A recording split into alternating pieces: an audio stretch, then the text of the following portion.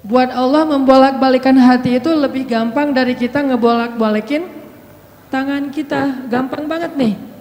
Jadi nggak ada yang di mata Allah atau dalam persepsi Allah ada hati yang kayaknya nih susah banget nih dibolak-balik. Jadi kamu mending nggak usah ke situ lagi deh. Saya juga kewalahan ngebolak-balik hati dia. Enggak, mudah. Terus kenapa ada yang dibiarkan, ada yang dibalikan hatinya? Karena ada yang pantas, ada yang tidak pantas. Jika kita sudah punya kepantasan, Allah akan balikan hati kita kepada kebaikan.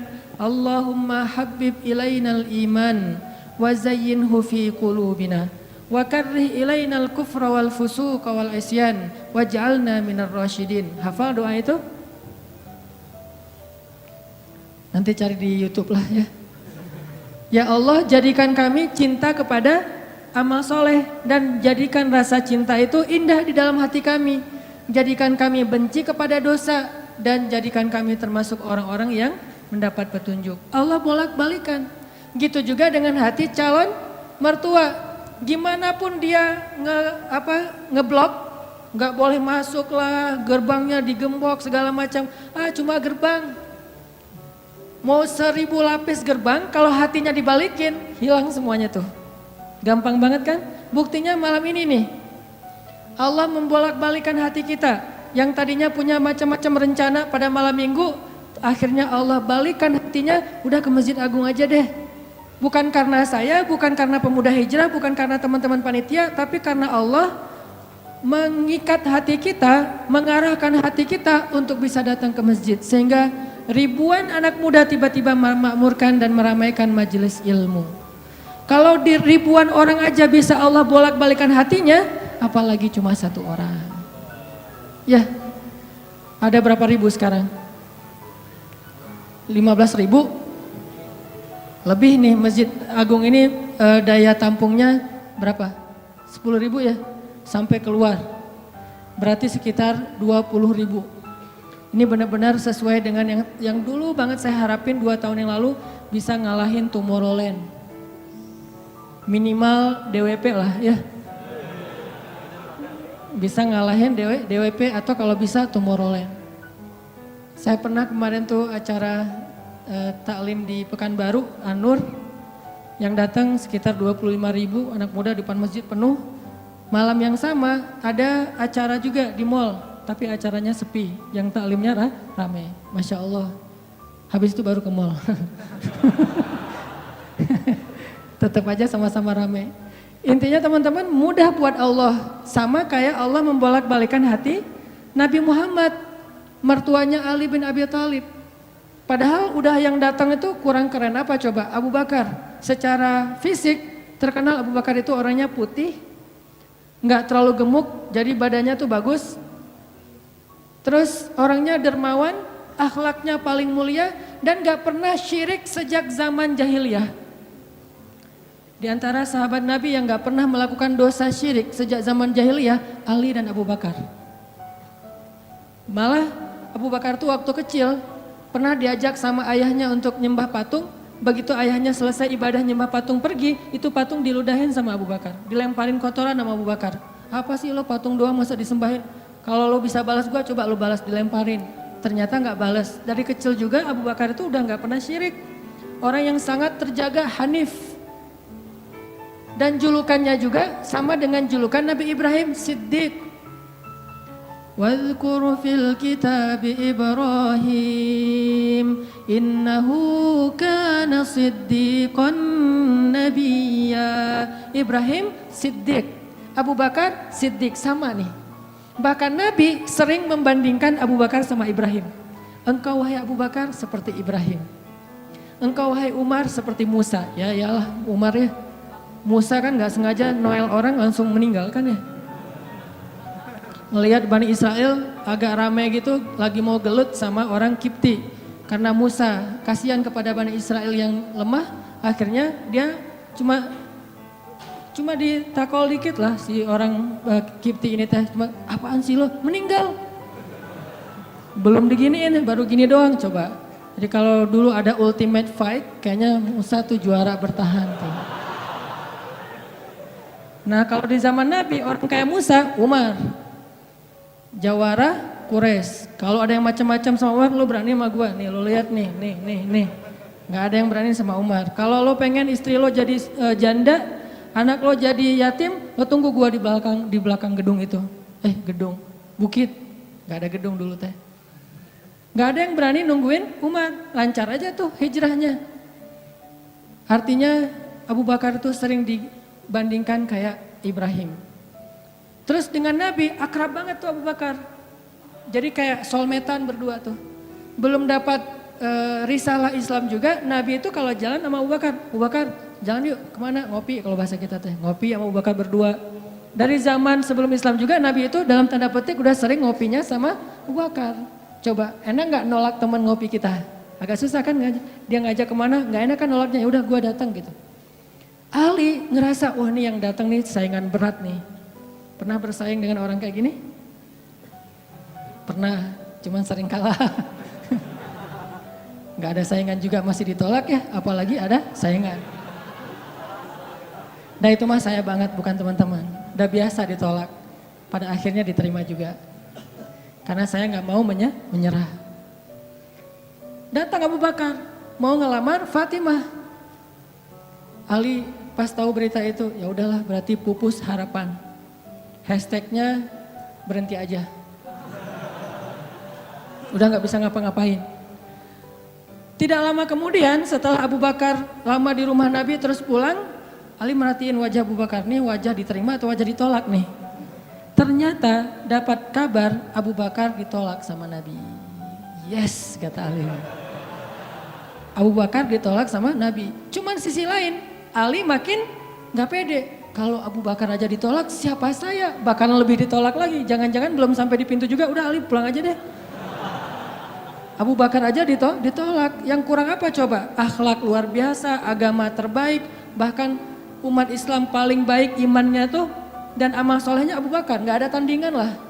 Mau ngelihat surganya di akhirat. Orang kaya di dunia dan kaya di akhirat tuh Abu Bakar tuh. Ada orang yang di dunia miskin, di akhirat kaya. Di akhirat miskin, di dunia kaya. Kalau Abu Bakar, dunia akhirat kaya. Surganya Abu Bakar tuh dikelilingin sama Jibril. Jadi Jibril lagi pengen ngukur surganya Abu Bakar. Terbang setahun. Udah setahun terbang itu baru di pinggirnya surga Abu Bakar. Belum sampai ke tengah. Padahal Jibril itu kecepatannya lebih tinggi daripada kecepatan cahaya. Bayangin, udah setahun perjalanan cahaya baru di pinggir surganya Abu Bakar. Belum juga masuk, belum sampai ke alun-alunnya surga Abu Bakar. Baru juga perbatasan coba. Kurang apa Abu Bakar? Ditolak sama Nabi. Duh, makin gak pede, kata Ali. Cuma gak pakai, bukan orang Sunda soalnya. Gak lama kemudian datang lagi. Cowok keren, jawara Mekah, Umar datang. Assalamualaikum. Suaranya agak-agak gitulah. Walaupun susah nirunya, cempreng soalnya. Assalamualaikum, waalaikumsalam kata Nabi datang. Pas diintip sama Ali, tanya-tanya ke teman-temannya, ada berita apa nih trending topik. Ternyata trending topik di Twitter, Umar melamar Fatimah. Wah rame lagi viral di mana-mana. Makin, aduh saingannya berat-berat gini gak ada yang di bawah saya gitu yang datang, biar saya agak-agak pede gitu. Ternyata Umar pulang juga ditolak lagi sama Nabi. Ali yes tapi tuh gimana ya kalau Umar aja ditolak yang paling kuat bisa menjaga Fatimah banget kan. Kalau ada apa-apa Fatimah tenang aja ada gua. Naik motor berdua sama Umar gitu kan zaman kita mah ya. Sengaja gak bawa jas hujan. Kalau udah hujan buka baju kasih ke ceweknya. Gak pakai baju memotoran. Cowok banget lah itu mah ya. Pulang-pulang sampai ke rumah minum antangin. Umar tuh jawarannya, Nabi kan pasti tenang banget ngasih anak ke orang kayak Umar. Keluar dia singa, di dalam dia kucing Anggora. Maksudnya apa? Dia tuh gak pernah kasar sama istrinya, walaupun dia keras kepada musuhnya. Kalau dimarahin istrinya, diem aja. Udah selesai dimarahin, udah. Ya udah pergi, nyari teman. Mau curhat habis dimarahin istri, pergi ke rumah Nabi. Pas di depan rumah Nabi kedengaran dari dalam, Nabi juga lagi dimarahin istrinya. Nabi juga diem aja. Ini teladan orang-orang soleh. Jadi yang keren tuh bukan yang gampang marahin istri, tapi yang gampang dimarahin istri. Setuju yang di atas? Cowok keren itu bukan yang gampang marahin istri, tapi yang gampang dimarahin istri. Pah, ya mah. Di dalam rumah tuh ya mah, di luar apa lo? Tuh cowok keren tuh. Pas Nabi keluar, ada Umar. Ya Rasulullah, Umar gak mau ngebahas, gak mau komen lah. Daripada komentar di blog kan, diam aja deh gitu. Udah selesai jalan sama Umar. Umar nanya, ya Rasul saya tadi habis dimarahin istri. Mau ngajak Rasul ngopi, curhat, Nabi juga lagi dimarahin. Kata Nabi, bagaimanapun dialah yang mengurus rumah. Dia yang mengurus aku, keluargaku. Nabi nyebutin kebaikan-kebaikan istri. Nggak mau nyebutin, dasar emang perempuan emang kayak gitu ya. Saya tuh Nabi loh, masa Nabi dimarahin? Kamu paham gak sih perasaan aku? Gitu. Nggak, Nabi nggak ngomong kayak gitu. Nabi cuma membicarakan kebaikan istrinya. Umar yang datang ditolak. Akhirnya Ali udahlah, mau kayak gini mah kayaknya udah nggak mungkin deh. Abu Bakar ditolak, Umar ditolak, berarti ada standar di atas mereka berdua. Yang kaya raya ditolak, yang paling eksis berpengaruh, jawara ditolak. Nah saya nggak punya dua-duanya. Masih kecil soalnya, nanti kalau dia udah dewasa, Ali emang jawara juga tuh. Malah gladiatornya Nabi kan, ketika orang nggak berani menantang seorang musuh, Ali yang berani. Saya Rasulullah, Ali itu. Akhirnya Ali diam-diam aja, udah nggak mau ngebahas lagi tentang Fatimah. Udah aja tutup bab tentang Fatimah. Sekarang yang lain aja deh. Tapi teman-temannya ngegojlokin terus. Ali. Kalau bahasa kita jomblo gitu. Dibully terus. Ustadz posting bully. Teman ngomong gak bully. Pokoknya bully nasional aja. Karena dibully-bully terus. Akhirnya Ali memberanikan diri. Ya udah datang deh bertamu. Pokoknya malam ini diterima ditolak. Walaupun kemungkinan besar ditolak. Saya harus datang dulu nih sama Nabi. Beraniin diri. Gak usah majang mikir. Datang. Assalamualaikum, waalaikumsalam. Ali masuk. Nabi kan senang banget sama Ali ya. Kesayangan Nabi banget lah pokoknya Ali itu. Duduk, ada apa Ali? Enggak, cuma pengen silaturahim. Enggak ngomong apa-apa coba. Cuma pengen silaturahim. Nabi sehat, mau diambil air hangat. Oh pokoknya gitu-gitu aja. Ali ada apa? Enggak ada apa-apa ya Rasulullah. Cuma kangen aja pengen duduk sama Nabi. Kayak gitu aja terus. Lama-lama Nabi kan paham. Dan Allah yang kasih wahyu. Ali, kamu gimana sama Fatimah? Langsung Fatimah. Kebayang gak sih perasaan kita tuh sama orang yang kita kayak udah ngeklik banget, udah habis-habisan, pokoknya kalau gak dia saya mending gak usah nikah deh, gitu ya. Kalau gak dia mending saya jomblo aja seumur hidup. Kalau gak dia mending saya bunuh diri aja. Udah gitu bunuh dirinya gak mati lagi kesangkut di tiang listrik. Ali itu udah hatinya tuh udah kena banget sama Fatimah dan itu karena Allah yang mengikat hati mereka berdua. Pas Nabi bilang gitu, Ali langsung curhat. Ya Rasul, ya saya pengen, tapi saya nggak punya apa-apa. Kata Rasul, kamu punya apa? Saya di rumah tuh cuma punya 3 barang. 1 pedang, 1 onta, 1 baju besi. Nggak punya emas, nggak punya apapun. Kata Nabi, kalau pedang kamu butuh untuk berperang. Onta kamu butuh untuk mengangkut air. Ya udah deh baju besi aja. Bawa ke sini baju besinya untuk jadi mahar buat Fatimah. Beneran Rasul baju besi? Itu bajunya besi loh Rasulullah, bukan yang tangan kayak gitu apa cincin. Gak apa-apa kata Rasulullah. Keluar Ali, Allahu Akbar, Allahu Akbar. Orang-orang pada heboh. Langsung muncul lagi trending topik hashtag Ali diterima. Coba kata Nabi, wahai Ali, bergembiralah, berbahagialah. Sesungguhnya sebelum aku menerima kamu, Allah sudah menikahkan kamu dengan Fatimah di langit. Ini orang yang dibela sama Allah. Apa rahasianya? Oke, cerita kedua. Orang yang dibela sama Allah namanya Hafsah. Siapa Hafsah? Anaknya Umar. Hafsah itu artinya singa betina. Jadi bapaknya singa jantan, anaknya singa betina, sama-sama luar biasa nih. Hafsah istri Nabi, salah satu di antara istri Nabi yang solehah. Suatu hari nggak tahu gimana ceritanya, ada masalah antara Nabi dengan Hafsah. Ini nggak dibahas di dalam teks hadis apa masalahnya dan kita nggak usah kepo ya. Pokoknya ada masalah aja antara Nabi dengan Hafsah, sehingga Nabi terpaksa menceraikan Hafsah.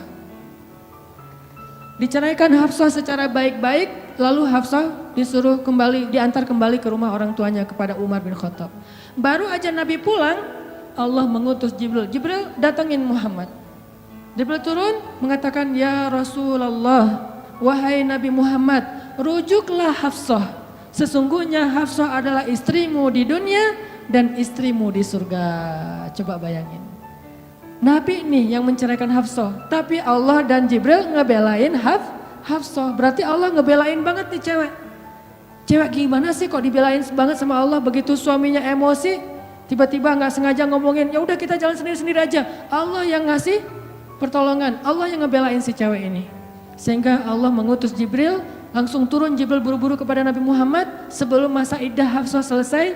Lalu Jibril mengatakan, rujuklah Hafsah, sesungguhnya dia istrimu di dunia dan istrimu di surga. Akhirnya Nabi pun merujuk Hafsah.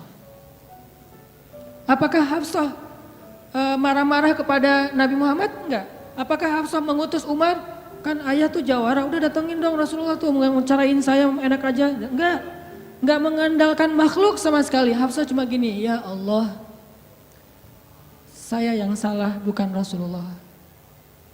Tapi saya tidak bisa hidup tanpa Rasulullah, dia adalah cinta sejati saya. Allah langsung, ya benar Hafsah, udah gua turunin sih. Jibril turun. Jibril turun nih coba. Ya Rasulullah, rujuk Hafsah, dirujuk. Apa rahasia orang cewek sekeren Hafsah sampai dibelain dari langit ketika dia bercerai sama suaminya? Kisah yang ketiga, cewek juga dibelain sama Allah sampai turun ayat. Kalau tadi dua cerita tidak turun ayat, cuman ilham atau wahyu dalam bentuk isyarat. Kalau sekarang sampai turun ayat loh. Yang ada di dalam surat Curhat. Teman-teman tahu surat Curhat? Surat Al-Mujadalah. Kan terjemahan dari Mujadalah curhat kan ya? Jadi kalau kita pengen lihat curhat itu juga ada di dalam Al-Quran. Bahkan jadi nama surat Curhat. Al-Mujadalah atau Al-Mujadilah. Siapa yang dikisahkan di dalam surat itu? Coba teman-teman buka surat Al-Mujadalah, surat 58 ayat 1. Yang punya aplikasi Al-Quran di handphonenya, coba buka surat 58 ayat 1, Al-Mujadalah. Kita lihat nih, gimana Allah ngebelain seorang cewek yang disebut di dalam ayat itu. Saya bacain ya. A'udzu billahi minasy syaithanir rajim. Yuk bareng-bareng.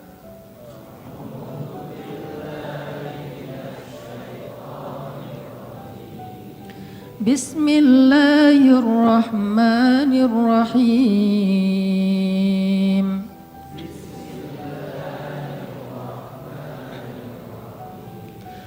Qad sami'a Allahu qawla allati tujadiluka fi zawjiha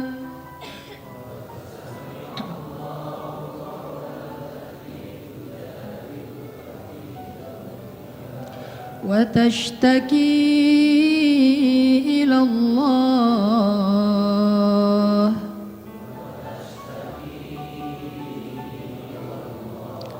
wallahu yasma'u tahawurakuma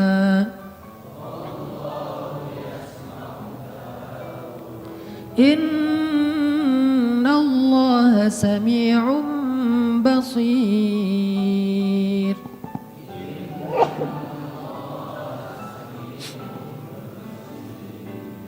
Sungguh Allah telah mendengar ucapan seorang perempuan yang meminta nasihatmu tentang suaminya. Dan dia curhat kepada Allah. Dan Allah mendengar percakapan kalian berdua.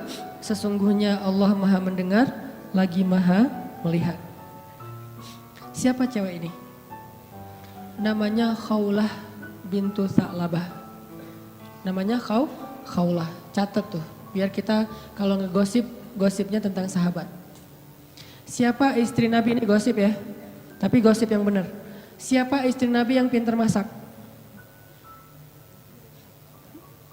Jarang dengar kan? Istri Nabi yang pintar masak namanya Zainab. Ummu Salamah. Istri Nabi yang pintar masak namanya Ummu Salamah. Kalau di zaman kita mah jadi Ummu Salamah Cake, punya brand. Pokoknya kalau Ummu Salamah udah masak, Nabi itu senang banget. Masakan kesukaan Nabi itu dimasakin sama Ummu Salamah. Nah sekarang kita ngebahas cewek lain nih yang dibela sama Allah pas dia lagi ada masalah dengan suaminya, namanya Khawlah bintu Tha'labah. Apa yang terjadi? Khawlah tuh diuji dengan punya suami pemarah. Orangnya tuh gampang bete, gampang marah-marah. Pokoknya kalau udah jalan sama suaminya, di jalan dia marah-marah aja. Sama supir angkot marah, sama motor marah, marah aja kerjaannya. Dasar nih orang gak bisa nyetir, dasar nih angkot, dasar. Kerjaannya marah-marah. Dan kalau istrinya salah dikit, dimarahin sama suaminya. Sampai suatu saat, saking suaminya ini udah marah dan emosi banget, suaminya pun menzihar khaulah. Apa menzihar? Menzihar itu menyebutkan istri seolah-olah jadi ibu sehingga dia menjadi haram buat suaminya, kayak ditalak 3 gitu. Kamu buat saya seperti ibu saya, berarti udah nggak bisa lagi jadi suami istri, udah jadi kayak ayah ibu dan anak. Itu tradisi Arab jahiliyah. Nah gara-gara dia dizihar sama suaminya, dia kan bingung. Terus kalau saya udah digituin, apakah saya masih boleh serumah sama suami saya? Masih boleh tidur bareng dengan suami saya? Kan bingung nih. Minta nasihat dan fatwa kepada kiainya. Waktu itu adalah Rasulullah SAW. Datang nih kaulah ke Nabi dalam wajah yang sedih.